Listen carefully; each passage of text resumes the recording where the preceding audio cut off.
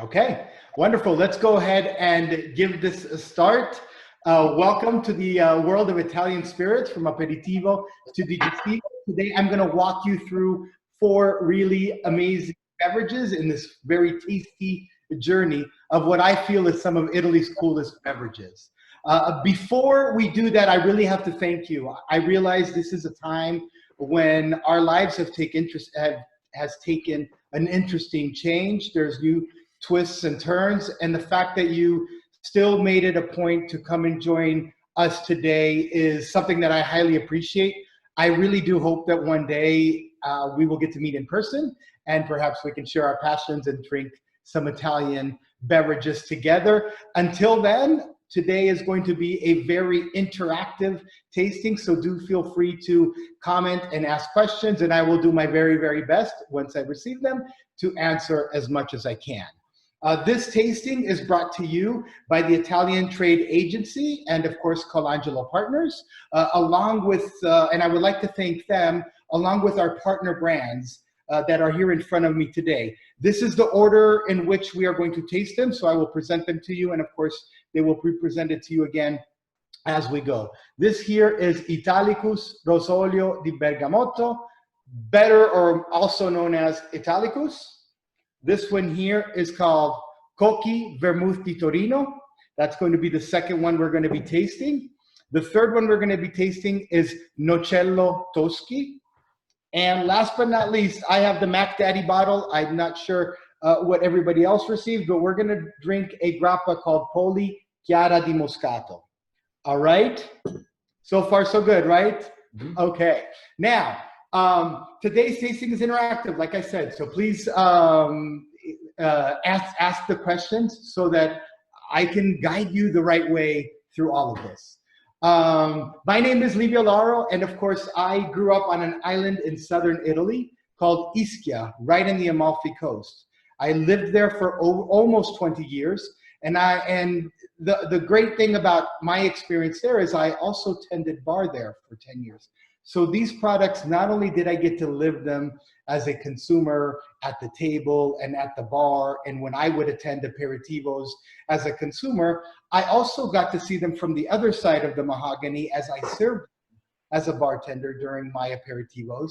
And I got to see the expressions that they put on people's faces and how they really, how the tourists and my local customers enjoyed them. So to me, I do tastings of all types. I have taught on all sorts of beverages, but this tasting here really, really, really takes me home. Italy makes some of the most recognizable, amazing liqueurs in the world. And the people behind those liqueurs and products, they are recognized for safeguarding the authenticity behind them and making sure that those flavors will always be the same as they were intended to be. So these four products today, I can't wait to taste them with you, but let me walk you through a little bit how they are affected. And why they are the way they are, and why we use the word aperitivo, digestivo, et cetera, et cetera. So it's common knowledge, right, that alcohol was originally created as medicine. It's common knowledge that the monks were highly involved and they continued to study how to give us longevity. It's also probably very common knowledge that the word aperitivo comes from Latin aperire, which means to open your appetite.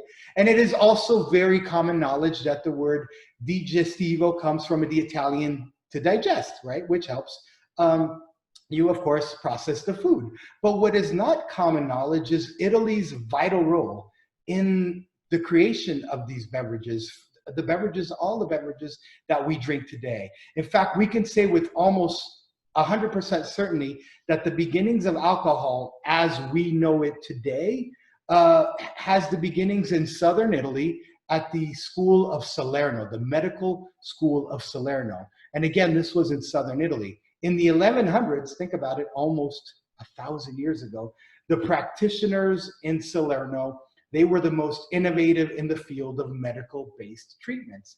And the doctors flew to Salerno to study the health benefits of herbs, spices, roots, and plants.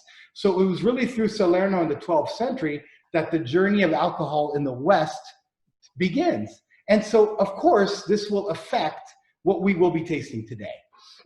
Now, all of the knowledge of making beverages was not just secluded to southern Italy. As a matter of fact, after about a century of leadership in the field of medicinal beverages, the Università di Bologna, which is in northern Italy, kind of took over the reins of what was happening in Salerno. So now you have South and North Italy having this amazing knowledge of medical beverages. And it really wasn't until the University of Bologna took over this leadership that these studies were not disseminated, and the knowledge that herbs were efficient to aid all sorts of illnesses of the body and mind were put in place. So it was here that all these remedies were offered. So of course, herbs made it into Italian beverages. I believe I saw a question there, but I'm assuming somebody's going to interrupt me and ask me. So we'll keep on going until that happens. Hopefully, I still have everybody's attention. Italy also helped spread this practice in France, which, as we know, is a country of culinary genius. This all started in 1533 when Caterina de' Medici from Florence married the future king of France, Henry II. And when Caterina moved to France, she brought with her all these Florentine digestivos, and the French really learned how to appreciate these products after dinner. Obviously, this influence and this intertwine probably explains why these two countries have so much similar drinking and eating cultures. One of the beverages that was famous at this time and was popular was a product actually called rosolio. Rosolio is an ancient Italian liqueur it was often used as a base for other types of products. So they were flavored rosolios. I don't want to say they were like flavored vodkas today, but rosolio was a base. It was the name rosolio originated because the drink was originally flavored with some sort of a sundew plant, which in Latin means rosolis. Or there's another story that says that because they always had rose petals in it, and of course rosolio comes from rose, which is a rose, and oleo, which means oil. This drink took that name. Whatever that etymology seems to be, rosolio became a beverage that was offered to guests for all sorts of reasons. And so it was the equivalent of the word ciao, right? In Italy, we use ciao to say hello. We use ciao to say goodbye. And quite honestly, we use ciao for a lot of things. Rosolio really jumped in to what is that Italian hospitality. So Italicus is the first brand that we're going to taste. It's a Rosolio di Bergamotto. And bergamot obviously is a Sicilian orange, and it is a Calabrian orange, and it also has the Sicilian cedro, which is a lemon, and it has a few other really cool ingredients from Italy. It's 20% alcohol by volume, so it's going to be really, really light. And some of the other ingredients will include chamomile, lavender, gentian, yellow roses, all of which come from Italy. Here's a fun fact about this product, and I know I'm getting you thirsty. We'll drink it, I promise, in a little bit. The creator of this product, Giuseppe Gallo, he was raised very close to me. We lived a 9-iron away from each other. My island is just off the shore of Capri, and the bottle here is inspired by the waters of the Amalfi Coast, and so we grew up so close, yet we never knew each other. He now lives in London. I now live in Las Vegas, yet we only met a few years ago in New Orleans. So this is a really, really great product, and we're going to go ahead and pour it. So I'll give you time to do that, and I will pour my own right now. Don't be afraid to pour. It doesn't matter if you have a Dixie cup or a wine glass. We're going to navigate through this very nicely. Again, Rosolio, Italicus Rosolio, and the package, is just that reminds me of that wonderful made in Italy. Let's go ahead and give this a little swirl, okay? And actually, before we do that, we should just give this a little look. So the appearance is like a straw color. It's almost like a white, like a light Pinot Grigio color, right? Now I'm gonna give it a swirl, and we're gonna put this right on our nose. I like to open my mouth when I smell because it allows the aroma to come in retronasal and orthonasal. And I'm getting some like honey sweetness, you know? Maybe just a little touch of like a little bitterness, almost like a very, very, very, very, like a drop of root beer was put in here of some type. Now let's go ahead and give this a taste. Mm, mm, mm, mm, mm. Spin it around your mouth, let it roll. See how nice and delicate this is? I'm getting like, and please tell me if you're what you're tasting as well, but I'm getting like a chewy orange, like a candied orange. I'm getting some lemon gum citrus. I'm getting very floral, like the rose and lavender. And then again, just that really small touch of bitter right at the very end. Are you tasting what I'm tasting? Please let me know. Question? Yes. So can you tell us if these are meant to be, I'm not huge on the spirits world, so I don't know a whole lot, but are these meant to be sipped on as is, or are they meant to be used in cocktails, or can they be used both? Yeah, I'm glad you asked. That's a great question. So we'll analyze the product, and of course we'll talk about applicability. So a drink like this, right? 20 alcohol by volume, you're getting honey, you're getting orange. Of course, it lives great in cocktails, right? Because it has those flavor profiles, whether it's to balance the acid in a tart style of cocktail, such as a Cosmo or a margarita, or any of those, or whether it's just because you want to add a little, a floral and honeyed-like flavor to a cocktail. This is an amazing cocktail ingredient. It's, if you were to visit their website, they'll tell you that it does very well with Prosecco in equal parts. And I completely agree, because Prosecco is really tart and high in acid. And what it really, really benefits of is something that has honey and orange flavors to it. It's amazing. Of course, that is also known as a spritz, right? If you add a little bit of soda on it. So a cocktail like this, or an ingredient like this, would go very well in a spritz. Now, the spritz is a very light, low alcohol aperitivo. It's almost what we call a lunch aperitivo, because in Italy we drink before lunch and we drink before dinner. So to crank it up a notch for a dinner aperitivo, then I would put this in what is called a white Negroni. Everybody knows that the Negroni is gin, Campari, and sweet vermouth. A white Negroni would have still the gin. It would have the Italicus instead of the, or it would have the Italicus. Then it would have the Bianco vermouth, right, instead of the sweet vermouth, which is white in color. And you would get a heartier, heavier, nice version of the Negroni. You can also add a touch of bitter liqueur in it. There's a white bitter liqueur called Luxardo. We'll actually be tasting it at some point.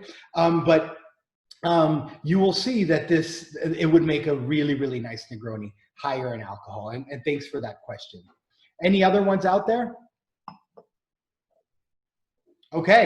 What's the proper glass for having this straight, like as an aperitivo?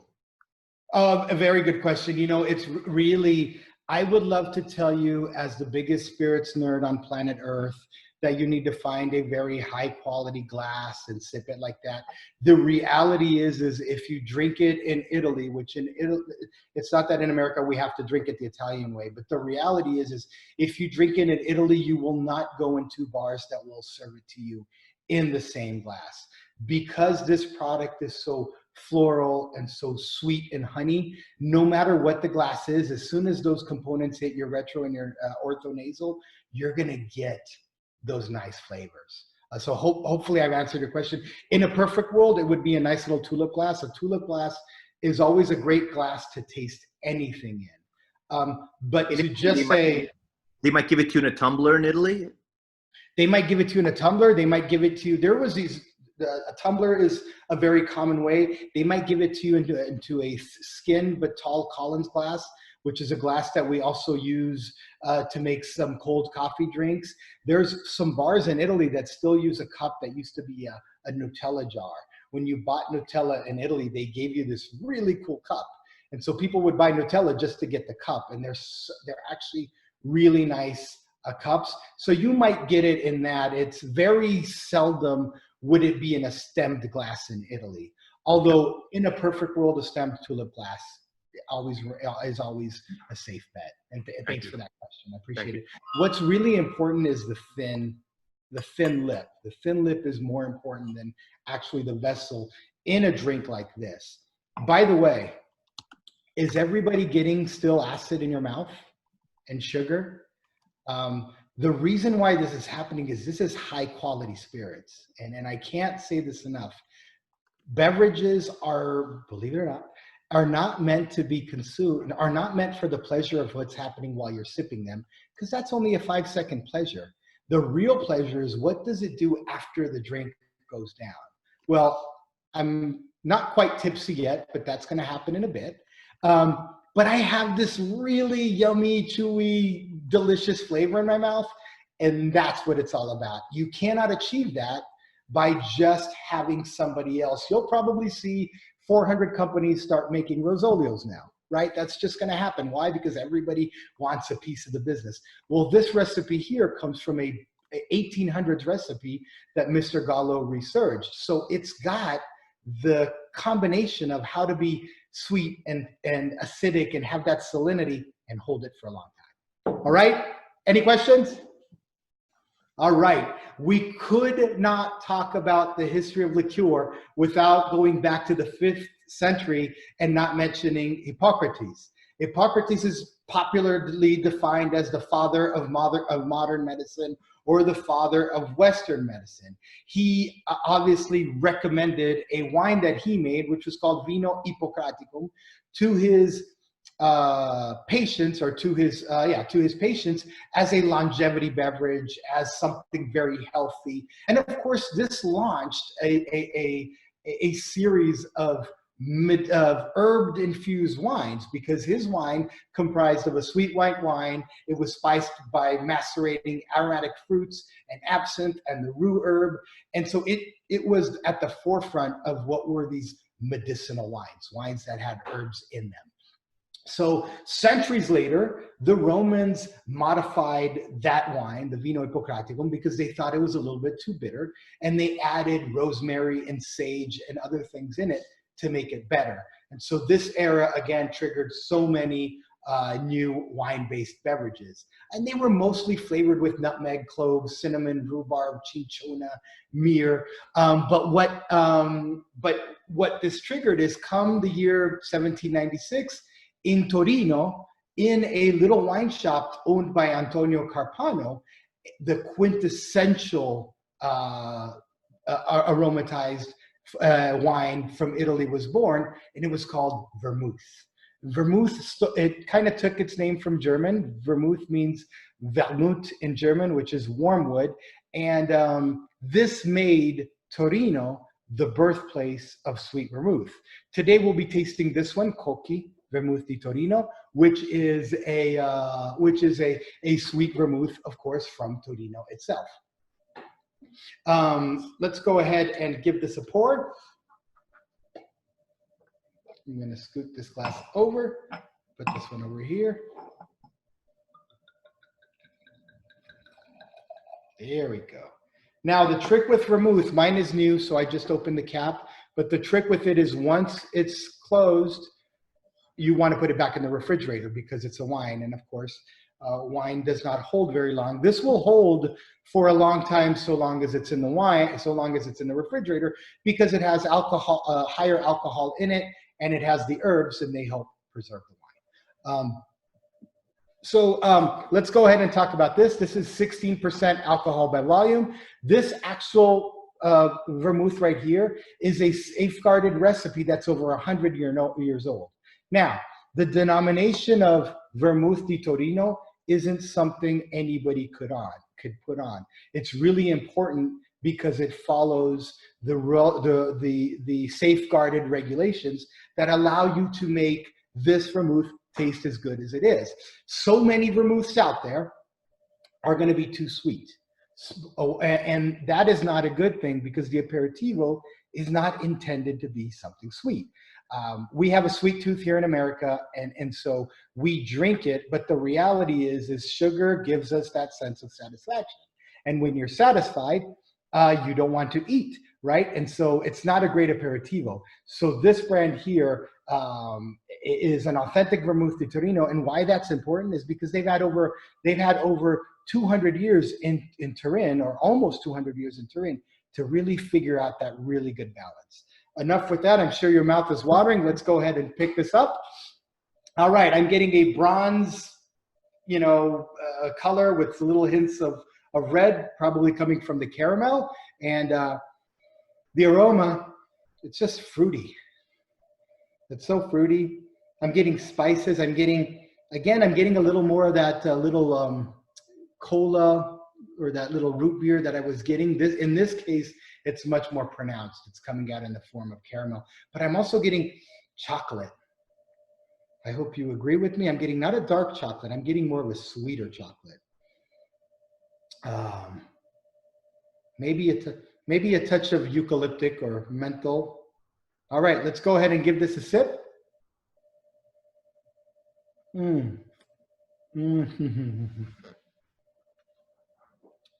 It's so big and chewy and tasty and yummy. And you see what I'm talking about? How right now you're getting sweet, you're getting raisin, but your mouth is watering.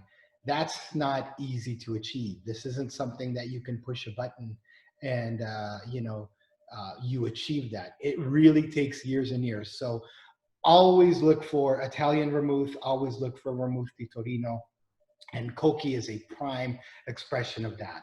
Tell me if you're tasting anything else that I'm not tasting, and I'll look for your comments or questions. How do you drink vermouth? Well, in Italy, we drink a lot of it just on the rocks, right? Why? Because it's a cocktail. As a matter of fact, I believe that it's the first cocktail ever existed. What was the first cocktail that ever existed ever? It was Hippocrates' wine, because he made a cocktail, right? He had wine, he added all the different herbs in it. So vermouth is a cocktail of its own. In America, of course, we love to drink it. It has influenced a lot of American cocktails, right? The Manhattan, which is one of the most quintessential American cocktails, has an ounce of sweet vermouth in it. The Boulevardier, which is a Negroni made with bourbon, also another amazing quintessential American cocktail that is making a lot of leadway these days, even though it's extremely old.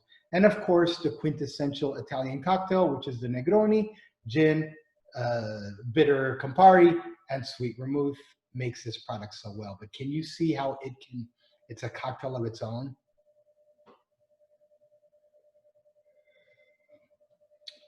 Okay, you're mighty quiet out there. I hope I'm not boring you. So we'll go on and we'll move on to more modern times. More modern times, what happened was that the discovery of the West Indies brought new fruits, into our beverages. And so they started eating it a little bit more sweeter and a little bit more tastier. But then the United States did something that really changed how beverages work. In 1906, the United States passed an act called the Pure Food and Drug Act. And what that act did is it required that the alcohol by volume of beverages were put on the label of beverages that were previously called medicinal. And so up until 1906, a product like vermouth was sold as medicine.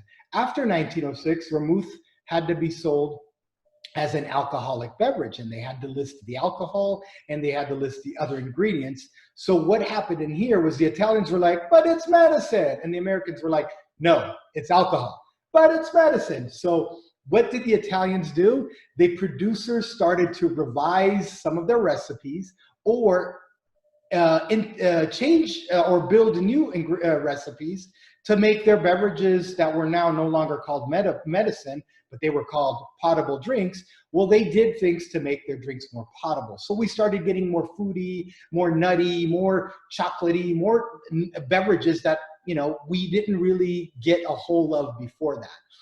So an example, for instance, is limoncello, or these fruit-forward beverages. And then, of course, another prime example is Nocello, right? This is Toschi Nocello. It's made by a renowned liqueur producer that was established in 1945. In '83, this product launched. And believe it or not, for a very short while in Las Vegas, we couldn't get it. And I have a foot in every Italian restaurant in Las Vegas, and it was the talk until finally it came back. And so this product is so good that it could not be missed. And it's got this wonderful walnut and hazelnut flavor. A fun fact about this product too is that this company started by selling Vignola cherries in a city from Vignola, which is the area. And they were just dipped into alcohol and they were preserved so that you could have them all year long. And then from there, they turned into a liqueur producer. Now you'll see a lot of that in Italy too. In Italy, I like to divide the line between medicinal or apothecary and pastry style, right? Pastry style are those beverages that are gonna have more fruity, marzipan, almond style flavors. And instead, the medicinal ones are gonna be more like the one we just tasted, which are gonna taste a little bit more medicine-y. So this was born. Let's go ahead and give it a pour. Oh, what a beautiful color. I love it. And I can smell it from here. Jeez, we're in for a treat. Okay, everybody got it? Andiamo. Color amber brownish, right? Slightly cloudy, just slightly. Let's put it on your nose. And I think on the nose, I'm getting what I would expect from a hazelnut liqueur, right? And walnuts. It's like very powerful. Like they took roasted nuts and they shoved them in your face. It's really big. It's intense. Let's go ahead and taste.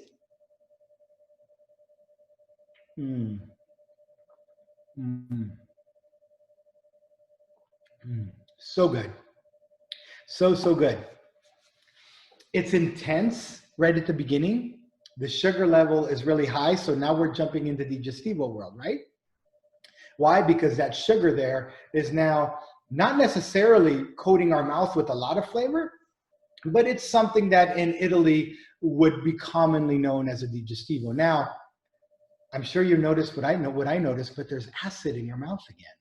That's so genius. It's not easy. Like I'm saying, sugar doesn't have acid in it, right? So when you sweeten a beverage, the assumption that sugar is going to give you acid is not a thing. You have to achieve it, and you can only achieve it through a really, really master craftsmanship. Let me know if you're tasting anything that I have not pronounced. Believe it or not, this is very true, but the female palate is more advanced than the male palate. So there might be things that I'm not getting that you will get. And so I'm happy to hear any of your feedback. How would you drink this, or how would I recommend you drink it? Well, with coffee or in hot drinks of some sorts, or even neat and chilled, right? Once again, this is a sweet, alcoholic, acidic cocktail, and it's great after dinner. I make a cocktail called the Nutcracker. The Nutcracker was made with, it was basically a lemon drop with the addition of the Nocello in it. And so you take something very simple, which is a lemon drop is very basic lemon alcohol, a touch of orange, and you add that nuttiness to it. Oh, it's amazing. Any questions? Yeah. You should mention, aside from this one, there's also Nocino. Yes. And Mirto. Yes. Which is made from Myrtle. From myrtle. Myrtle, yes. So, and those are drier and higher in alcohol, right? So those represent yes, an after dinner, of course, but they represent an after dinner experience that's a little bit more bold, right? Because the higher alcohol. This one, the Nocello versus the Nocino or the Mirto will be much more versatile as modifiers in a cocktail, whereas the Nocino and the Mirto will be quote unquote less mixable, although a great mixologist will mix everything for you and find the right way to do it. And those are, I believe, quintessentially amazing standalone products. Thanks for mentioning that. I appreciate the comment. Would you have this for ice cream as well? Oh yeah, why not? Hello, vanilla ice cream. We have it for dinner too. Yes. And that is the thing. You know, there's a cocktail out there called the Sgropino, and you may or may not be familiar with it. The Sgropino calls for lemon ice cream, right? And then you put a little bit of vodka and you put a little bit of Prosecco and you blend it with a special blender. You can blend it in a regular blender, but it makes this drink that is an intermezzo, or it's a palate cleanser, say in between a fish dish and a meat dish and all that. But it's so nice and delicate. Well, you can turn a Sgropino into a really nice after dinner-ish dessert by just replacing the lemon ice cream with vanilla ice cream, replacing the vodka with the Nocello, and just because you don't want to really put Prosecco in a drink like that, a little splash of soda, and you're in the game. Another way is obviously affogato style, right? Affogato means to choke in Italian. And what that means is you would basically take the ice cream and just pour it on top. So you're choking your ice cream with Nocello. And again, you've added a nutty flavor and acid to a simple basic vanilla ice cream. And of course, I'm saying vanilla because I'm a vanilla person. My daughter laughs because she's like, Dad, you're so boring. So vanilla is everything starts with vanilla for me, but you know, whatever your flavor is great. And thanks for the comments.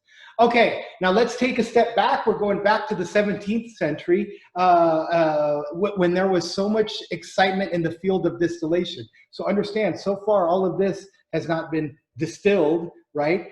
In the 17th century, we have distillation now is here. And distillation is the process by which we learn how to burn alcohol and take the vapors from it that have that's separated from the water and create beverages that are really high in alcohol. A lot of excitement, a lot of experimentation. And of course, in Brescia, there seems to be a gentleman that was able to actually make alcohol from distilling pumice, not wine, right? So what is pumice? It's the leftover of the winemaking process. So these are solids, not liquids.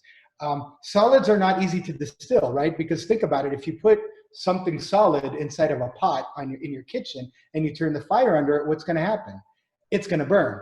So in essence, distillation was to burn a liquid to separate the water and the alcohol. But in Italy, of course, we mastered different ways of doing that. And that was through vapor or through a process called bagnomaria, which is to ignite the water, to heat up the water and let the still submerge in hot water. And so in 1779, the first family-owned grappificio was born, and they made a product called grappa. Now, here's the thing about grappa. Grappa's after-dinner application is tied into the antique ritual of just drinking something after a meal. In general, right, alcohol promotes the secretion of gastric juices. So there is science behind grappa's ability to help you digest. But it's way more than that. It really is way more than that, right? Because all other alcoholic beverages have alcohol in them, and they too qualify for an after dinner. But in the case of grappa, it's that habitual drinking culture of drinking grappa after a meal, and the relaxation that it kickstarts that helps promote your digestion. It's almost an unexplainable phenomenon through science. It's just the ritual of drinking grappa, along, of course, with the alcohol content, that really kickstarts your digestion. So with that, let's go ahead and pour a glass of Poli Chiara di Moscato. Again, I have the Mac Daddy bottle. It is said that when the late 1990s, early 2000s, when liquor companies in America were starting to find cool ways to promote vodka and find beautiful bottles, that they went to two places. They went to, obviously, perfume and cologne shops to see those bottles, and then they went straight to grappa producers, because grappa bottles are a work of art on its own. Nobody throws away a bottle like this.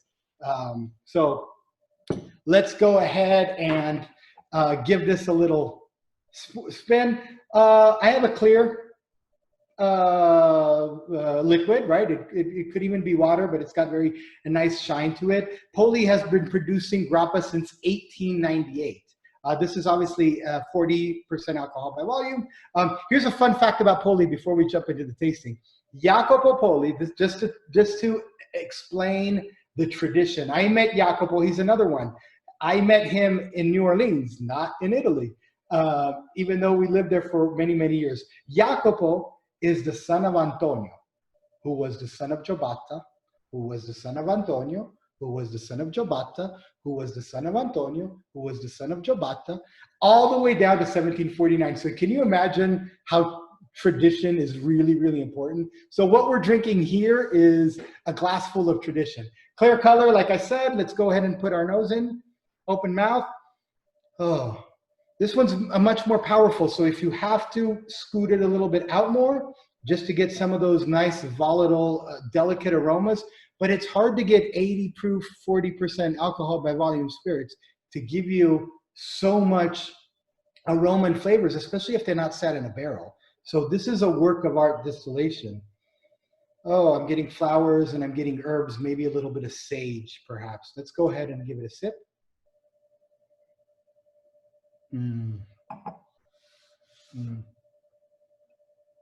Please let it roll over. You know, everybody says that grappa tastes like jet fuel. That's the old culture that people used to say when they used to drink tequila. And now when you drink tequila, you realize it's not true. Well, the same thing happens when you drink grappa. Look at how floral. Look at how aromatic, right? I mean, I'm getting so many things. It's like citrus fruit, floral, a little bit of like, you know, I'm getting the crushed grape. I'm getting like that Moscato grape that was crushed, right? And now it's in my glass. You can't get that. Distillation process is a very aggressive process because you're burning things, you're heating them up, you're making a big soup, right? And then you're handling it, all these things, yet they're able to do it so delicately and get these flavors, right? So how do we drink grappa? Of course, it's popularly drunk after a meal, just like we're drinking it now. It's also popularly drunk as a ammazza caffè. So I'm gonna show you what that means. I have my little espresso here, and ammazza caffè means I'm gonna just give this a stir.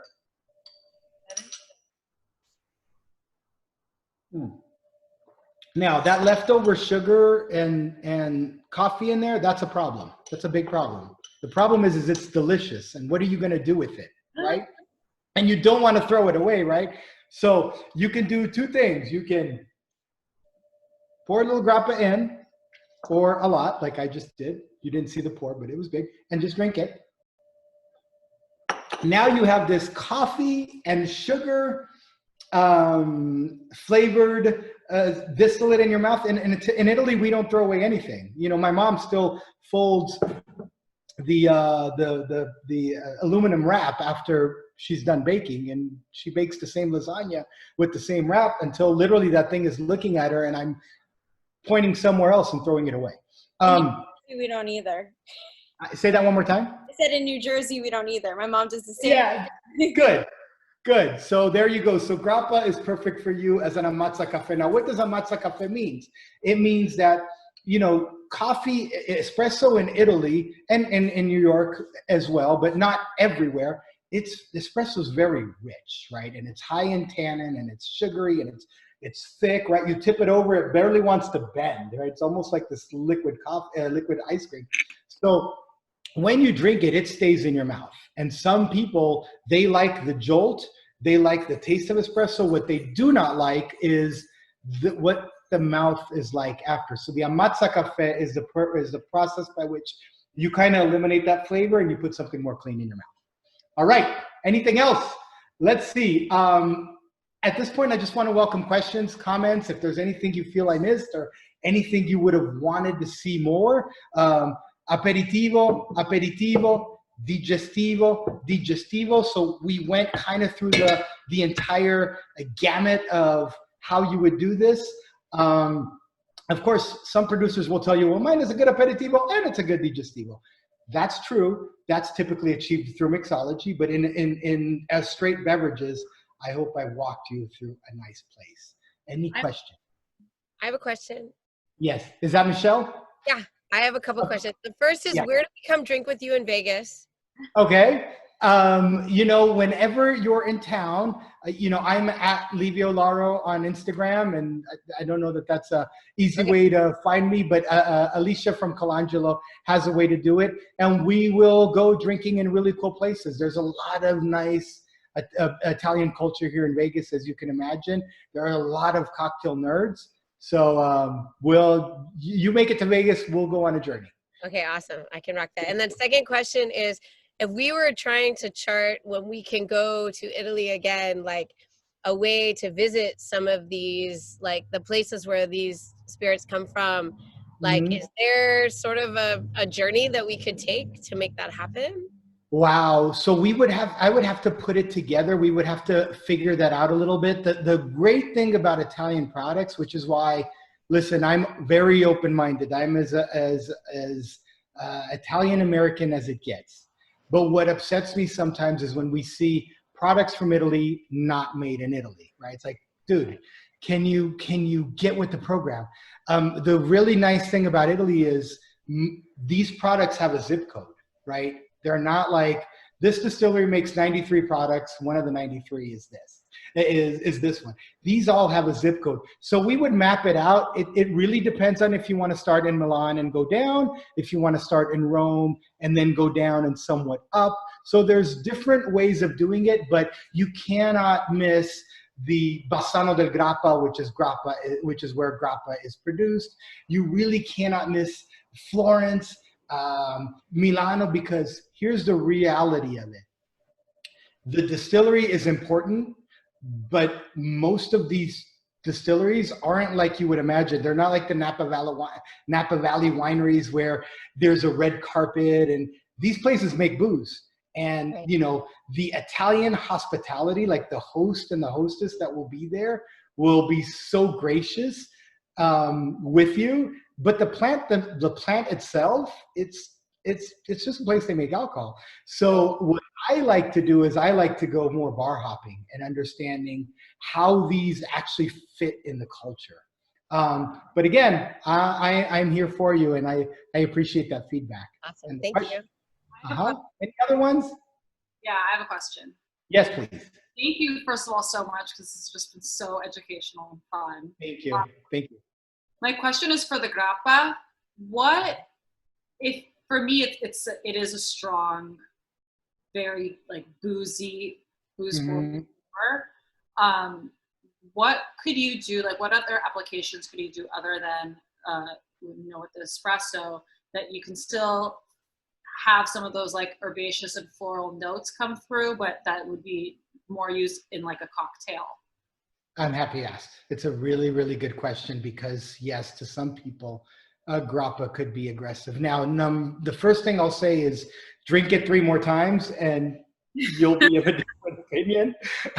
But what I will say is this. So I authored a book called The 12 Cocktails. And in the 12 Cocktails, what it explains is plugging and playing different spirits in the cocktail you like.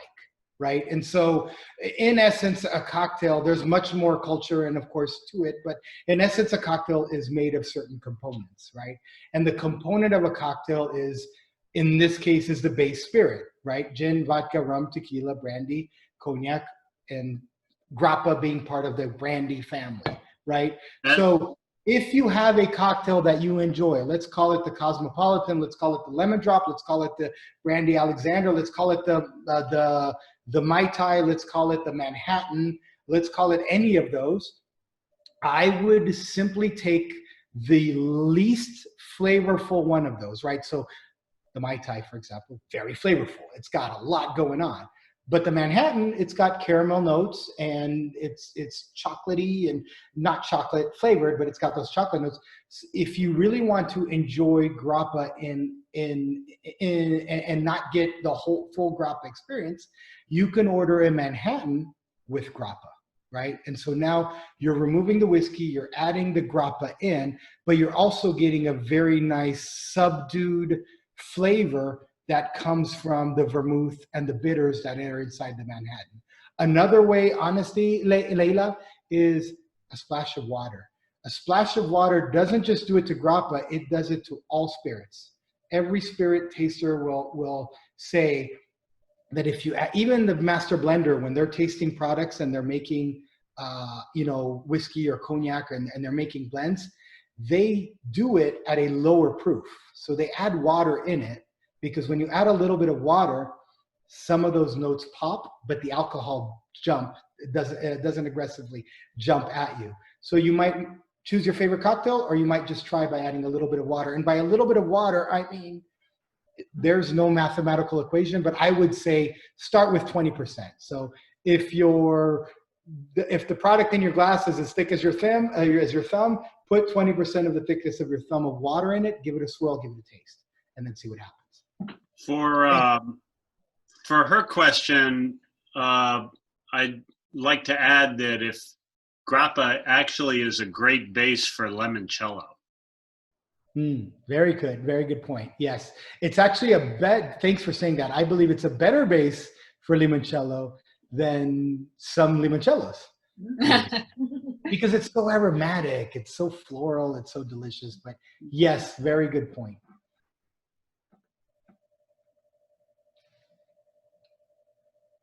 All right, what else do we have? I don't even know. I'm trying to look at the timer. I'm sure I've gone over time. But again, it wouldn't be an authentic Italian seminar if we did not do that. Oh, you know what? It's an authentic Italian seminar because I forgot to turn on the timer. So there we go. The taste of Italy.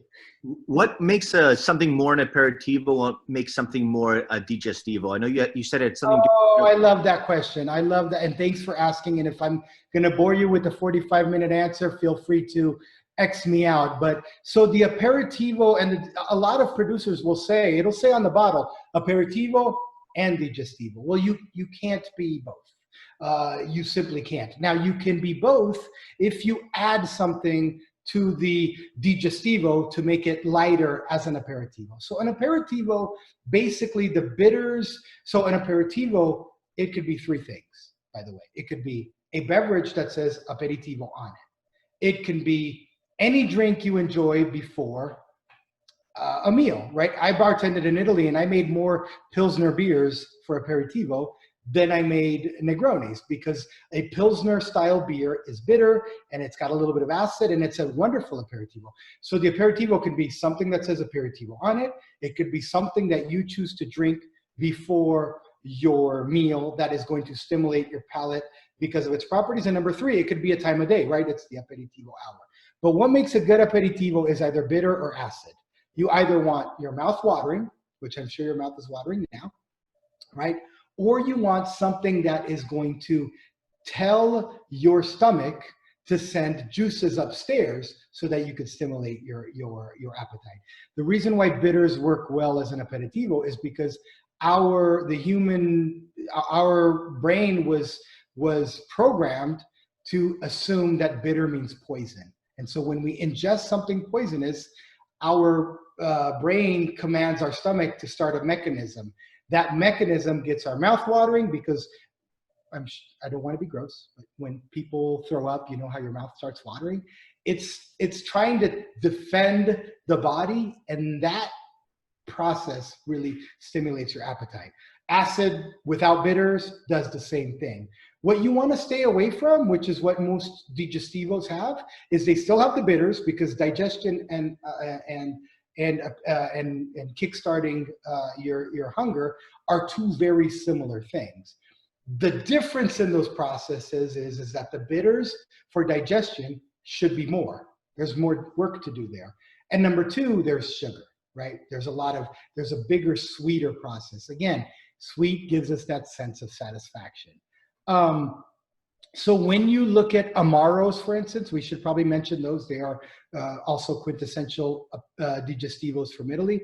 An Amaro, simply because it's that dark black color, that means there's a lot of caramel in it, right? That comes from caramel coloring.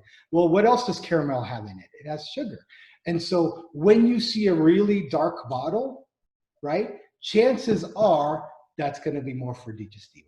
I know that was a long answer. Hopefully I gave it to you, but hopefully I gave you some nuggets there that you appreciated. No, it's not. It was a good answer.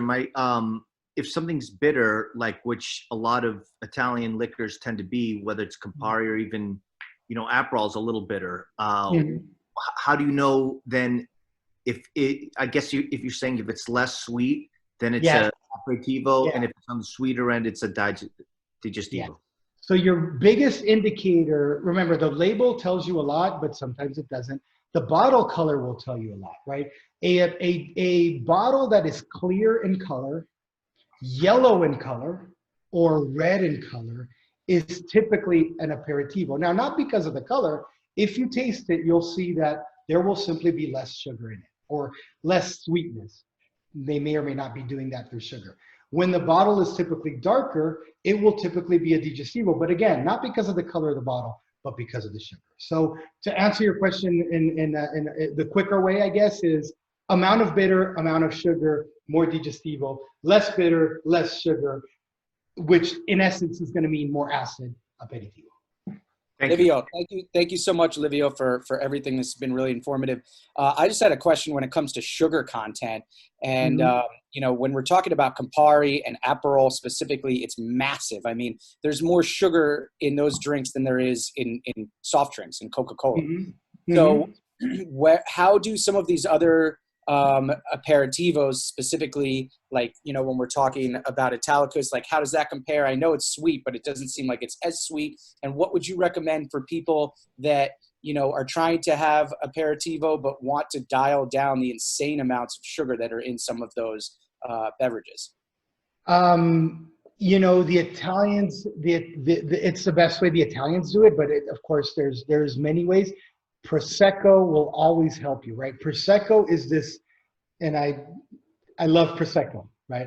I always say at home, we have to have Prosecco. I like Prosecco more than champagne. I'm that kind of person. But Prosecco, when you really look at it, it's this squeezed lemon with bubbles in it, right? It's very high in acid.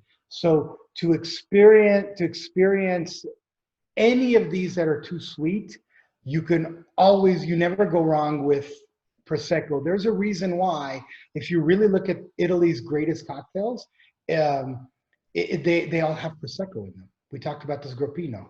We talked about the Negroni Sbagliato. The Negroni Sbagliato has Prosecco in it instead of gin with the Campari. So they're cranking down the sweetness in Campari with Prosecco. The Spritz, right? The Spritz is a category of drinks that were made with the Spritz because the Austrians wanted to crank down the big flavors of wines in the Veneto region. So, and then obviously it turned into a category of cocktails. And then of course, Aperol has done a really good job at promoting the Spritz. But the Spritz, right? Whether it's with Aperol or whether it's with Italicus or any of those other ones, it has that squeeze of lemon, aka the Prosecco in it.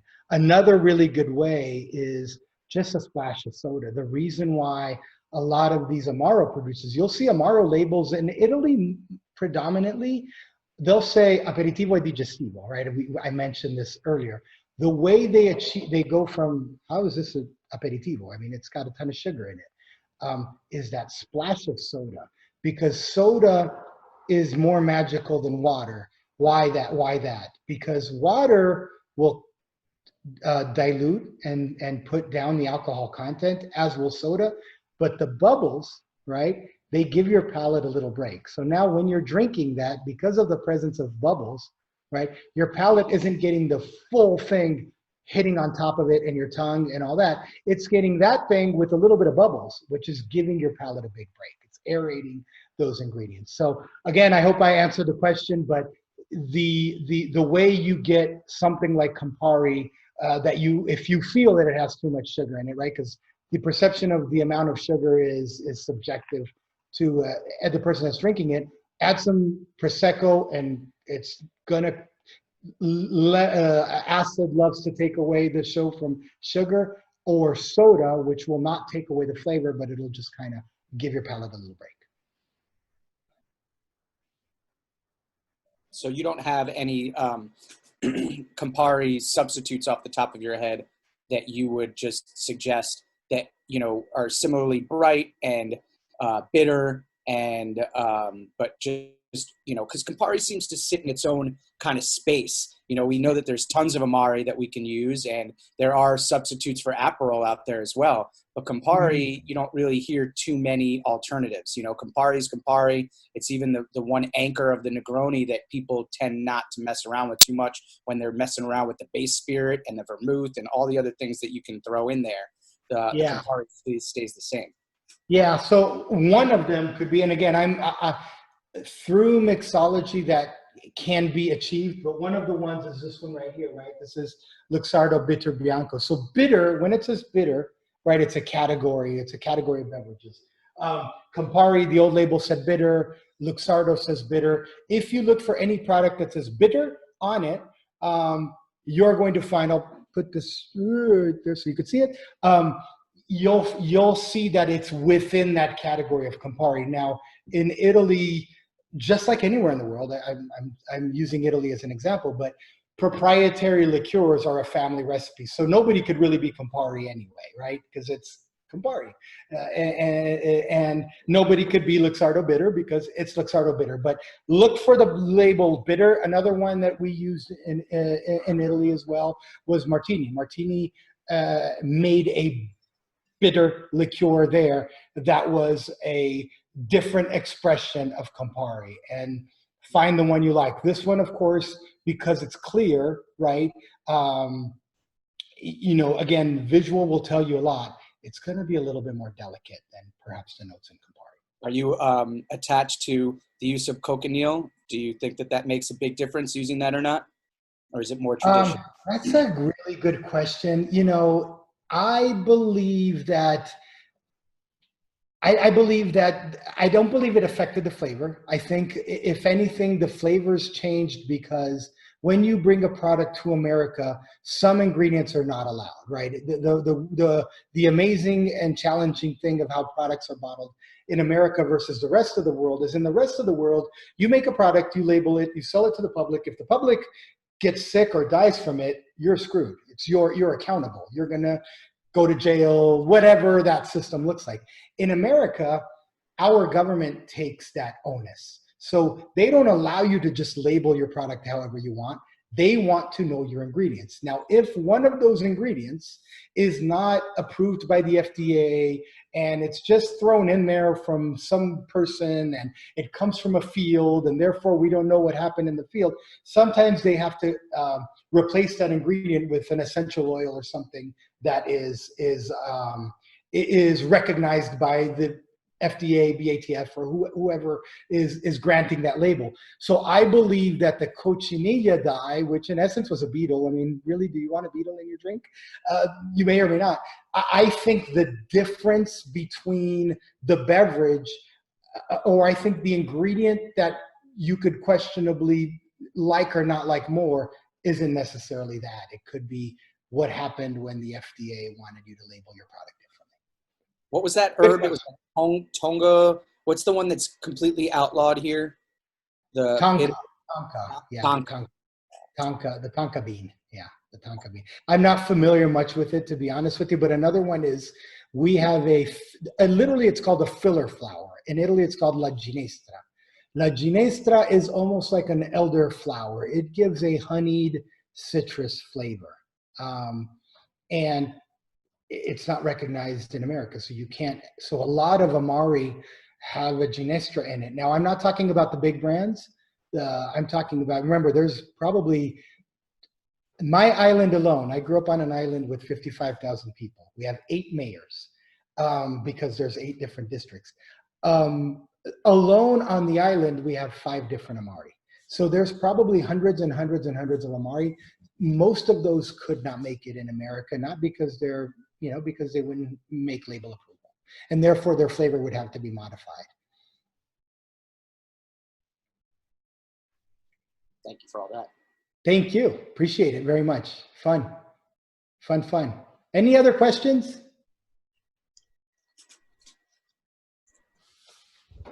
Thank you so much. That was so amazing.